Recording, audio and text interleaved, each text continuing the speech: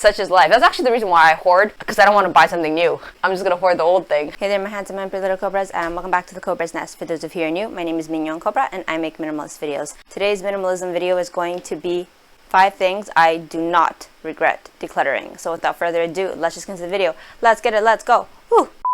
I've been on my minimalism journey for about 5 years now, I guess going on 6, or is it 6 going on 7? Something like that. I lost track of time. But there are some things that along this journey I don't regret decluttering, and I thought I could share this with you guys if this is something that you guys are struggling with in your minimalism journey. So without further ado, let's just get into the list. Number 1, fake luxury bags. It's no secret, I love luxury stuff. I don't have a lot of luxury stuff, and back when I was a broke student, I really couldn't afford luxury stuff. So I guess back then I didn't really have it. But anyway, that didn't stop me from trying to live my best life. And while I was in China, I picked up some luxury handbags, and yeah, needless to say, they were not replacements for the real thing. Like, I knew they were still fakes, and like, they weren't bad. Like, I'm not knocking, facsimiles and stuff like that, but I don't have them anymore. I ended up decluttering them, I think back in 2016, a little bit before I started my YouTube channel. I did get use out of the bags, and I did find some people on my dorm floor had nicked them from the recycling bin and gave them a second life. So if you're wondering like what happened to them,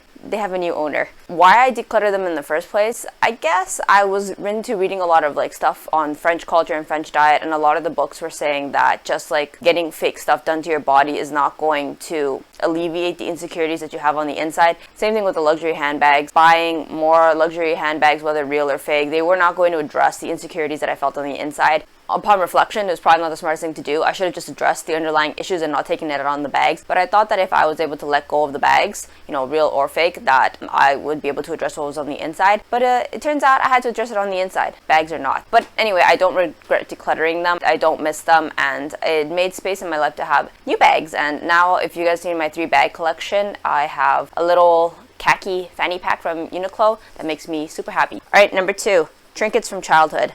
I moved a lot growing up, so I never had quite a bit, but there was a stable period of time in my life where I did manage to accumulate quite a bit of trinkets. I think it was in my university days, because in those 4 years I was pretty stationed, and we lived in one home, and during that time I did accumulate a lot of trinkets. And when I had to go off to medical school, a lot of things that I couldn't keep with me because my mom was going to rent out my room, I had to sell it off in the garage sale. And since this is a sentimental area that a lot of people struggle with, do I regret decluttering my childhood things? Does it may come as a surprise to people? No, actually, I don't regret it. I found that I still had the memories from childhood, whether or not I had the trinkets or not. I don't remember what those trinkets were anyway. I just know that I don't have them anymore. I don't have memorabilia from my youth, and it doesn't bother me in the least. I feel like I have my memories, and I'm still in contact with people from my childhood, and I feel like that's more valuable than keeping trinkets. So if you're wondering if you should get rid of some memorabilia from your childhood, I think you can get rid of some. Maybe not all, but just know that the memories will still be there. Number 3, colorful or logo clothes. This one is actually pretty recent for me. Even though I was a minimalist for quite some time now, like 5 years, I didn't subscribe to this minimal rule that I know a lot of minimalists subscribe to, which is like anti-advertising, no logos, anti-consumerism, not written on the shirts. And I don't know, I guess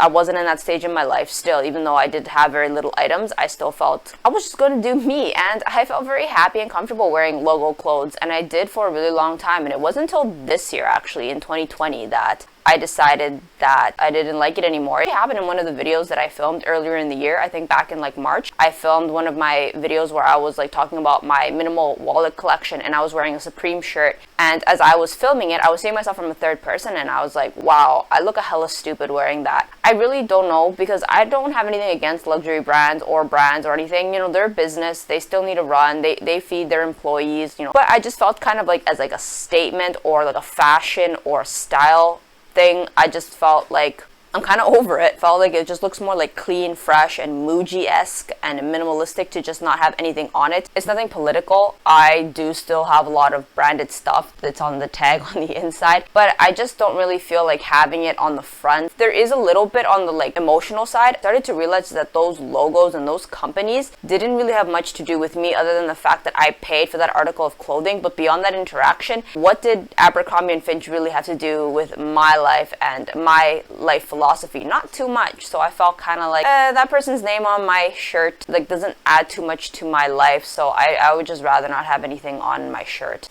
All right, number 4, uncomfortable clothes. So I had a really difficult time letting go of really tight clothes. I have several theories as to why that is. I'm a 90s baby, so I grew up in the 2000s. If anybody remembers the 2000s fashion, it was like the skinny jeans, the really, really tight clothes. So I guess I just kind of got used to my clothes being really fitted, and wearing baggy clothes in my mind just always struck me as really like sloppy and just not put together. It's actually thanks to Muji that I was able to make the slow transition to wearing baggier clothes. And once I started wearing baggier clothes, I realized that you can have like a fitted silhouette that doesn't have to be like super skin tight. And after I came to that kind of like happy medium, I was able to let go of clothes that were too tight or too small. And I gotta say, it's quite nice letting go of it, because those clothes, I'll be honest, they were uncomfortable. And moving forward, I just don't really feel like doing that to myself anymore. And I have been fluctuating a lot in my weight as I did recovery and I put on some weight. But as my appetite regulated, I lost some weight and my body's just been kind of like all over the place. So I just figured that I wanted to give my body the space it needed to just do its thing. And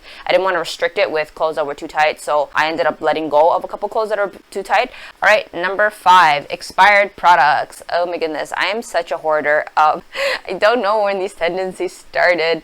I wasn't a hoarder before I was a minimalist, if you would believe it or not, but I kind of became a hoarder when I became a minimalist. But I think that's just more of a byproduct of the broke student life where I was trying to pay off my OSAP. So I was doing, you know, more frugal living type of ways, and I was trying to extend the life out of my products, but I was having a hard time letting go of stuff. But in my new minimalism of 2020, I'm quite diligent about letting go of expired products. If you guys have been following my videos, you guys know that I'm pretty like anal about keeping the boxes for my makeup, which has the expiry date on it.